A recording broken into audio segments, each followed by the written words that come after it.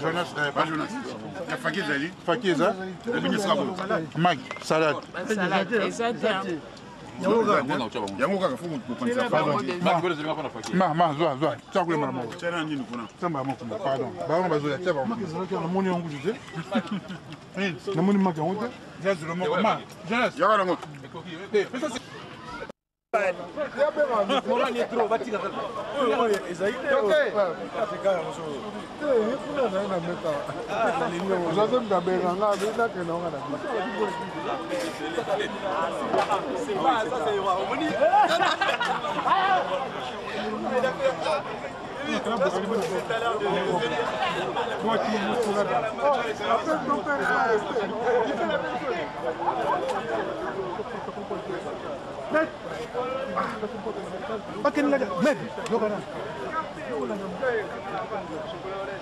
Bonjour papa. S'il vous plaît papa, vous avez réalisé soi-disant les mariages de l'année. Pas le mariage de l'année, c'est un des mariages de l'église kimbangiste en France.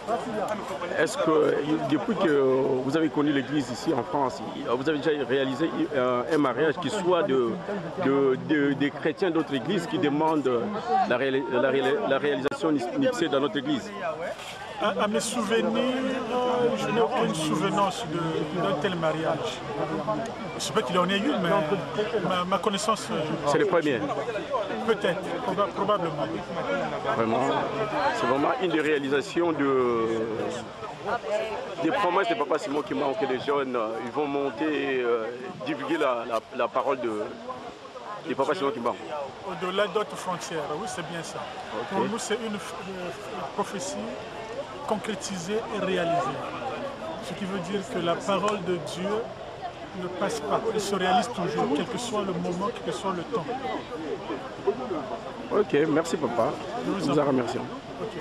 Notre Dieu, ça a plu à beaucoup. Merci beaucoup. Ça change quoi? Ça change. C'est vrai, c'est plus. C'est bien. Merci beaucoup. Au revoir. Merci. Au revoir. Un de ces jours, peut-être. Ouais, pourquoi pas. Mais... Merci beaucoup. Un de ces jours. Nous aussi. Merci. Alors Patrick, au revoir. Merci. Félicitations. Merci Patrick. Merci bien. Merci beaucoup.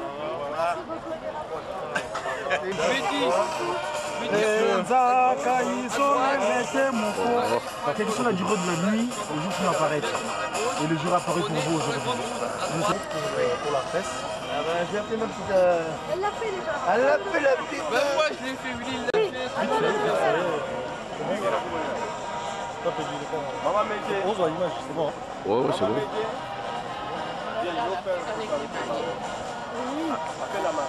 Merci beaucoup. Monsieur Patrick, bonsoir. Vraiment, nous sommes heureux d'être parmi nous. Vous êtes mariés. Qu'est-ce qui vous a motivé pour célébrer votre mariage? J'ai déjà vu des machines. Oui. Ça m'avait plu. Allô?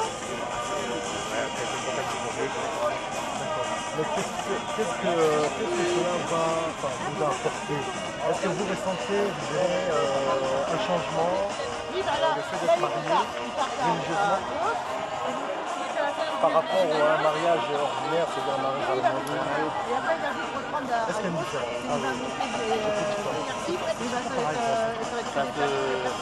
C'est pas pareil. D'accord. Est-ce que dans les jours prochains, on pourrait vous revoir parmi nous? Non, mais il n'y aurait pas de problème. Je connais le Bassapin, j'y étais là. J'étais une messe. Cela vous a plu aussi? Ah, ça veut dire, ouais, c'est ça, j'ai aimé. On souhaiterait, par la suite, est-ce que ça vous intéresse d'apprendre l'histoire? Si on aura ça, on va rappeler après. Là, vous tentez là.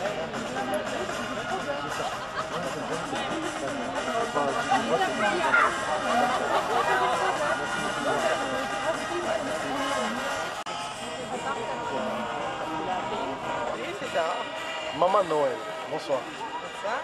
Alors, juste un petit mot pour la presse. Une minute. Oui, Allez boire un coup, je vous vois après. Maman Noël, bonsoir. Bonsoir. Nous sommes heureux, nous, de vous voir, de vous trouver, de vous compter parmi nous. Juste une question. Comment vous vous sentez? Est-ce que cela vous apparaît un peu spécial du fait que votre mariage soit célébré par une église chrétienne africaine? Bah, c'est très spécial, oui, et ça représente ce que je voulais, quelque chose de sérieux, voilà, d'assez original. Enfin, c'est pas la question d'original, quelque chose qui représente la solidarité, le soutien moral et tout ça. C'est un peu ce que je recherchais. Qu'est-ce qui a changé du fait que votre mariage, vous célébrez un mariage religieux? Est-ce qu'il y a une différence entre un mariage religieux et un mariage, je dirais, ordinaire à la maison? Bah oui, c'est beaucoup plus. Enfin, moi, c'est beaucoup plus chaleureux. Au point de vue chaleureux de ce côté-là, côté cœur. Est-ce que vous croyez en Dieu? C'est la question qu'on Je crois en. C'est pas vraiment Dieu, je crois au soutien de la personne, du soutien de la personne, de l'aide et morale, aussi bien morale que physique, et tout ce qu'on peut faire au quotidien. C'est-à-dire aider les autres et les soutenir et tout ça. En fait, l'amour du prochain. Voilà. Est-ce que dans les jours à venir, ça vous intéresserait d'apprendre l'histoire du film marié? Disons que c'est quelque chose que je pratique au quotidien. Très bien. C'est ce que j'ai enseigné à mes 3 enfants, parce que j'ai quand même 3 garçons. Et je leur ai appris qu'il fallait se respecter et respecter les autres pour avoir des portes ouvertes dans la vie. Très bien. Dans les jours prochains, est-ce qu'on pourrait espérer vous compter parmi nous lors d'un culte ordinaire? J'ai déjà participé peut-être à ça. maintenant, c'est votre nouvelle vie, un nouveau démarrage. On compte aujourd'hui, parce que c'est un long voyage, jusqu'à ce que la mort va vous séparer. C'est cela. Est-ce que dans les jours prochains, on vous reverra encore parmi nous? Bah, si l'occasion se prête, sûrement. Merci beaucoup, madame. Bon, moi, ça va la tête de jeune fille.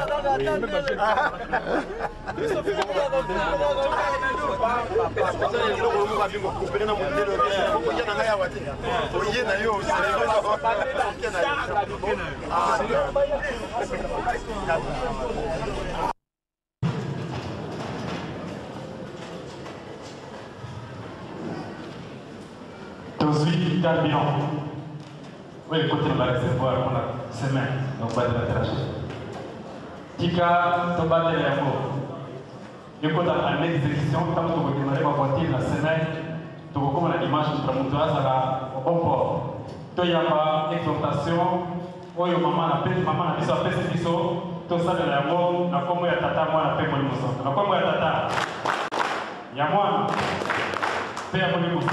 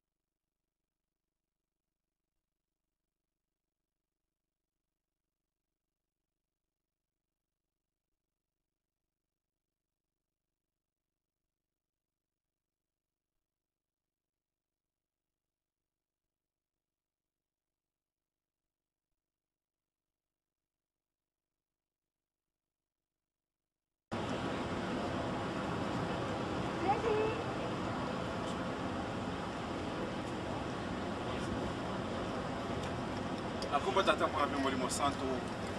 Batata maman bandeko bana papa. Tu es awa tokuta na papa na révérend Vatusidi Wanzungasa Marcelo. Esengeli to la kisabino makambo sa mina film pambate nkamba centre l'univers akendaki na film tomoni ete mundele balobi ete biso tokozwa brevet o ya papa makambo mosu totikinde mwana bato bakoyeba te esengeli tolakisa yango yango tobengi papa aya pambate mokolo lelo yende traducteur na biso yeko akolakisa biso mpona nini makambo wana esalami eza na impact nini na lingomba na biso papa toye liboso na yo makambo esalami na filme papa tomoni ete mundele amoni esika mosusu akokende te asala mariage na ye na kati ya lingomba ya tata Molimo Santo donc posa na ye ezalaki azwa brevet wana yo olobi nini nazali na esengo mingi papa Peggy na motuna na yo ndenge na mokanda ya tata Nzambe bauti balobaka na biso ntango nyonso na mokanda ya tata Nzambe papa Peggy na Luc chapitre 21 na verset 33 likolo pese ekoleka kasi liloba ya tata Nzambe ekoki koleka soki mokle te likolo pese ekoki koleka kasi liloba tata Nzambe ekoki koleka soki mokle te papa Peggy na motuna na yo nakozongisa mbala moko ya note kasi nakomema yo mwa moke mosika po ete nayebisa yo na mokanda ya Ephésiens to na Efeso chapitre 5 balobi po batina mosala na nzela liboso tikino na nzela mibale balobi ete biso bato na moki tozala imitateur ya tata Nzambe kozala imitateur ya tata Nzambe papa Peggy lokola yo ndenge ozali wana na tango mingi oyo vandi na ndako ya tata na ona mama na yo ozali na bizaleli mwa mingi ya tata na mpe ya mama na yo bien sûr ndakisa papa po ete nakoka kozongisa yo na likambo oyo tuni na libala ya petwa oyo bamindeli basali kati na eyamba ya kipangiste papa basali yango par hasard te pamba te ndenge nauti koloba nao liloba ya Nzambe alobaki ete bino bilenge bokomata ngomba batata bakolota ndoto papa Peggy na banzi oyebi yango biso bilenge tomataki ngomba na ngomba tomataki toye kolakisa kati na ngomba bizaleli ya tata na biso oyo bakomi na mokanda ya Ephésiens ke batozala baimitateur ya Christ omoni lokola tozali koimite Christ tozali koimite tata na biso na bizaleli oyo mindele wana bamonaki epai ya mama moko oyo azali koimite oyo amataki ngomba lokola bilenge banso bamonaki bizaleli ya kitoko mpe bango balingaki bayeba ete bizaleli oyo euti wapi yo ozali nani yebisa biso nde monanaki ete bizaleli ya mama wana to ya mondimi wana azali mondimi kati na yamba ya kimbangiste imitatrice ya papa Simo Kimbangu Kiangani balandi nde na bolandi bango balobi esika kimia ezali esengeli ete biso mpe tokokisa mokano o papa Peggy libala bato bakanisaka libala ya ndako ya Nzambe ezali feti te mpo na lingomba ezali kokokisa mokano mpo tata Nzambe alobaki uta ebandeli ete mwasi na mobali bakotika baboti mpo ete basangana bakoma moto moko ezali kokokisa mokano yango wana basanganaki na liloba oyo papa alobaki na biso na liloba oyo Nzambe alobaki na biso kati na Zakari na Zakari chapitre 8 na verset 23 mpe okei balobaki ete tobongola biso tozala malamu ndenge balobaki na bajuif ete bato ya lokota 10 bakoya bakambi yo na elamba mpo okende kolakisa bango Nzambe na yo makambo yango wana ezali kokokana soki azalaki na bizaleli mabe bamindele wana nde balingaki koya bakokisa mokano na lingomba ekimbangiste te ezali hasard te ezali mpe miracle te kasi oyo maloba ya Nzambe nde ekokisami bango baye kosala libala na yamba na biso ya kimbangiste mpo bamoni ete bizaleli na biso ilongo bani bizaleli na biso nde yango etindi bango baya kokomisa mokano wana. Merci mingi papa, tu yoki na première réponse papa apesi biso. Likambo nzambe elukaka nzela. Tu yoki papa ndenge a simplifier biso réponse yango. Mais papa nga personnellement na yebite bino boya awa banda kala mais ngai banda na ya na poto personnellement nana moni likambo ote bana mboka oyo babengi ba français to mboka mususu ba belge na yebite na mboka mususu ke tata wana papa pasteur azoko loba yango azoko zongela tata Simoni Kimbangu le Saint-Esprit ya lobinga privé wana kaka likambo boyena na mona yango te. Est-ce que na Europe c'est ça déjà biloko boye papa Peggy, papa journaliste, tata Nzambe azali na plan na ye oyo akosalaka po ete kati na mokanda tata Nzambe alobi wuta yo botamaki na ino te ya yebaki okozala nani okosala pe nini osala nini kati na mokili papa. Soki otali kati na mokanda Apocalypse chapitre 3 bana 11e poke elokola okomona papa ya lobi na baye oyo batosi ngai na kosala komoni kolone kati na ndako ya Nzambe bato wana bakovivre bakobika mpe bato wana bakozwa kombo ya Nzambe ya sika lingomba oyo ya ye utaki na likolo ekitaki na se bango bakoyeba yango mpe bakolata kombo ya Nzambe bakoyeba kombo ya Nzambe ya sika papa Peggy wana ezali kokokisama ya mikano ya tata Nzambe ezali kokokisama ete kombo ya Nzambe bato bandi koyeba yango tango moto oyo alatami na ngonga wana na molimo mosanto tango koloba na Kimbangu akoloba eloko te akofinga yango te pamba te kombo etutani na nguya ya molimo santo oyo ezali kati na papa moni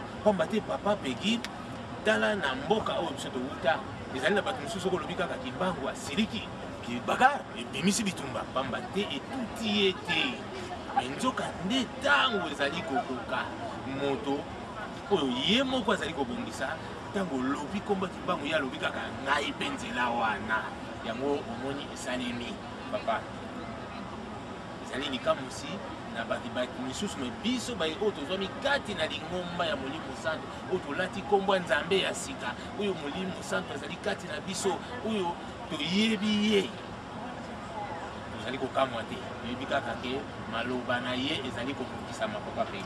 Donc ce total bien eza ligne ya réalisation des promesses ya papa Simoni Kimbangu. Voilà pamba te ndenge nauti koloba na yo liloba na ye ata ndenge nini ekolekaka te nyonso okoloba na bino nyonso kosalama na mokili ekoleka nango mabele mpe likolo ekoleka kasi liloba na ye papa Peggy ekoleka te yango wana kokisema na yango papa nayebi te soki bino baye bapanzisango ndenge bokokulaka ndenge bokoyebelaka makambo nyonso ndenge bokoyebelaka makambo nyonso okoki koyeba soki ezali ndenge nini mpo partout bino bokolekaka bisika biso bino bokokotaka bokomonaka nyonso ezali koleka kati na mokili.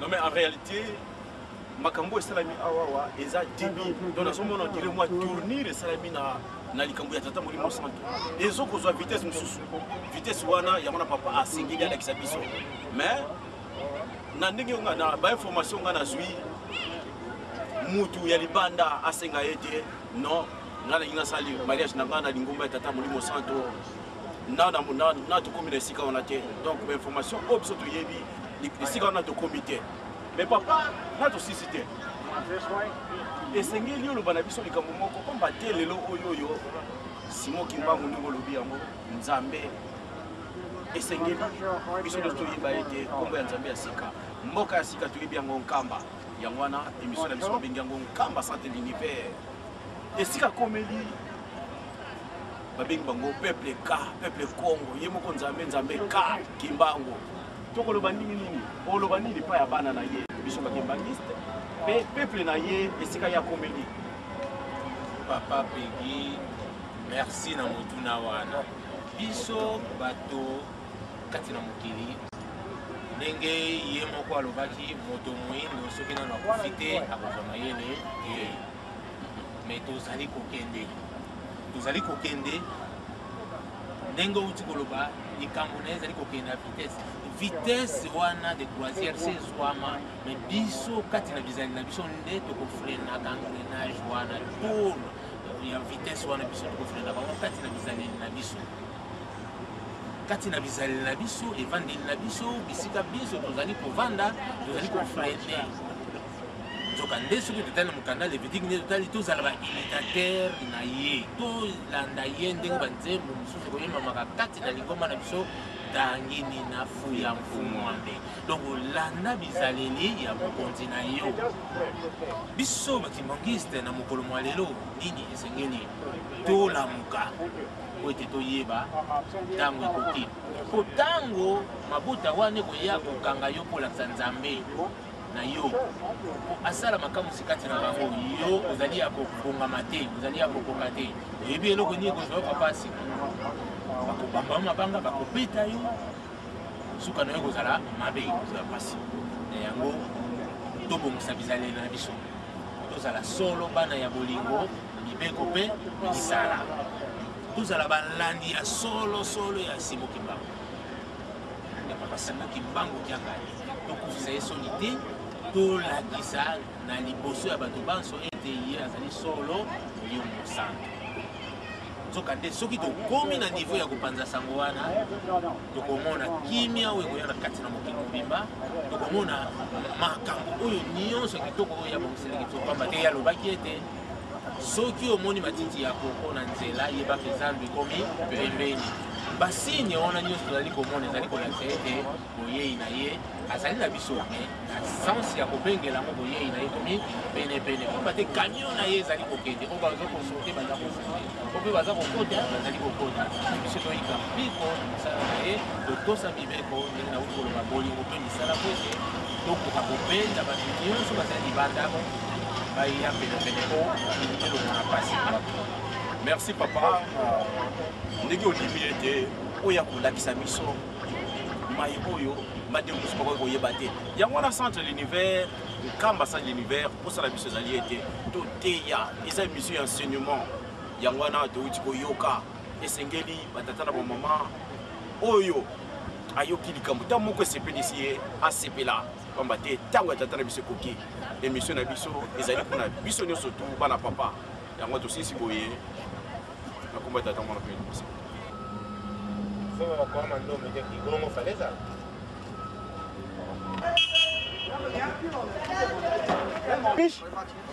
English? All right.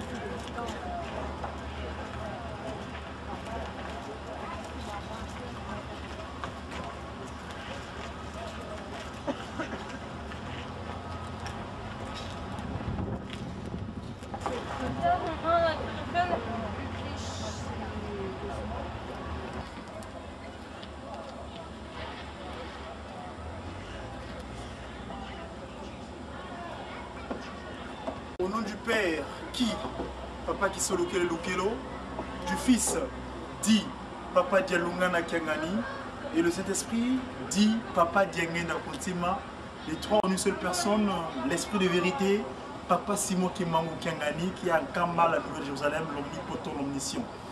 On est aujourd'hui le 19, un mercredi, le 3e jour de la semaine, au mois de septembre, l'an 2007.